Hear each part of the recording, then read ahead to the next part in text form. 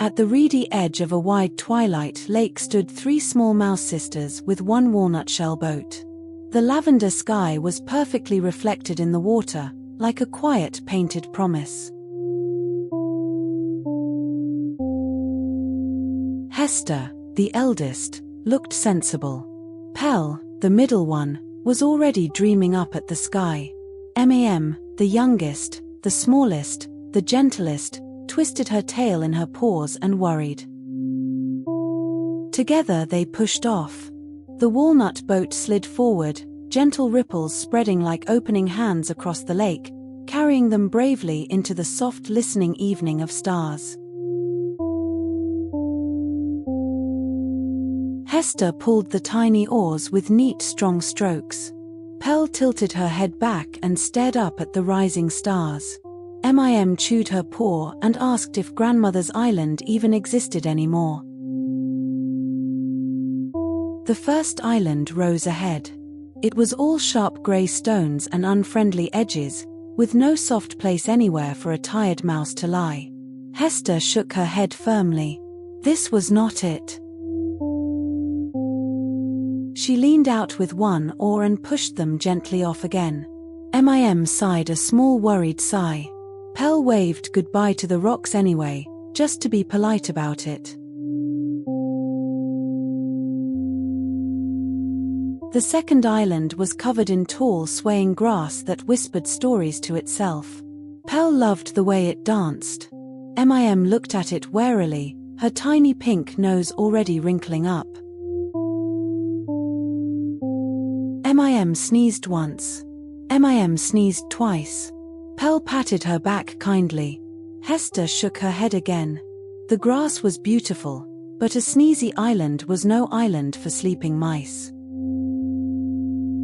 They paused mid-lake and shared a tiny piece of yellow cheese, 3 small bites under the starlight. If you are loving tonight's bedtime story, this is a quiet moment for a grown-up to tap subscribe. KidPod brings a new magical bedtime story here every single night. Now, the sisters licked their paws and decided which way to row next.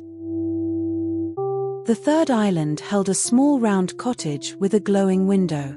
At the door stood an old kind toad in a cardigan, who waved at them as if he had been expecting some small visitors. He invited them in for tea. They sipped from tiny acorn cups, warmth spreading down their tired toes. The toad asked after their grandmother and smiled at all 3 with kind round eyes. It was a lovely island, but not a sleeping island. They thanked him with 3 small bows and 3 small thank yous, and pushed off again into the patient water under starlight. Out on the water again, little Mam began to droop. Her eyes felt as heavy as wet leaves. Hester glanced back, worry pulling at her sensible heart, rowing just a little faster. Mam murmured that perhaps she would just sleep right here, in the bottom of the boat. Hester said softly, "Just a little farther, dear one, just a little farther, please hold on." Pell pointed up. 3 small stars stood in a tidy row above their boat, like 3 small sisters of their own. Hester looked up and smiled. Even Mam opened her eyes a sliver. Pell whispered, "That one's you, Hester. That one's me. That little one is Mam." The 3 stars twinkled. The sisters held paws in the boat. Onward they rowed, hopeful and gentle. The fourth island rose ahead like a soft green pillow, mounded all over with deep velvety moss that glowed faintly under the moon. Mam sat up. Pell gasped.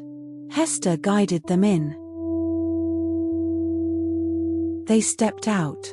Their tiny paws sank into the moss the way warm bread receives soft butter. Mam laughed once, quietly, the small laugh of a tired sister who has finally arrived. But then a last worry pulled at Mam. What if next time we cannot find it again? What if the lake hides it? Hester crouched down and took her smallest sister's small paws.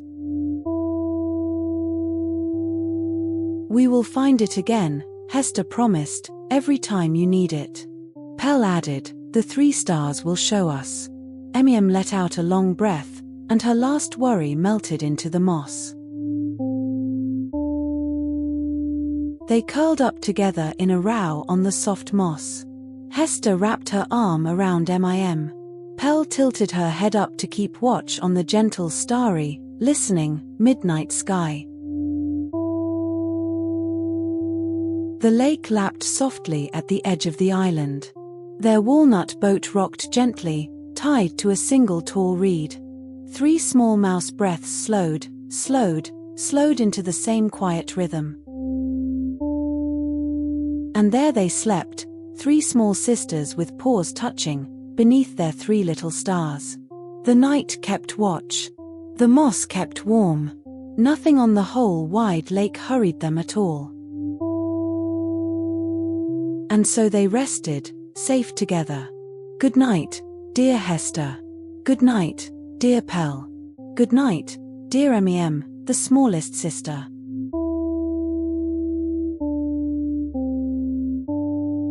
If you loved this story, ask a grown-up to tap that subscribe button so you never miss a magical new bedtime story from KidPod.